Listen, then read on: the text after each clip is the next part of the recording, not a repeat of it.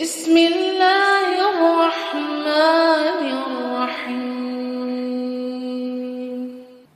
ألم تر كيف فعل ربك بأصحاب الفيل؟ ألم يجعل كيدهم في تضليل وأرسل عليهم طيرا أبابيل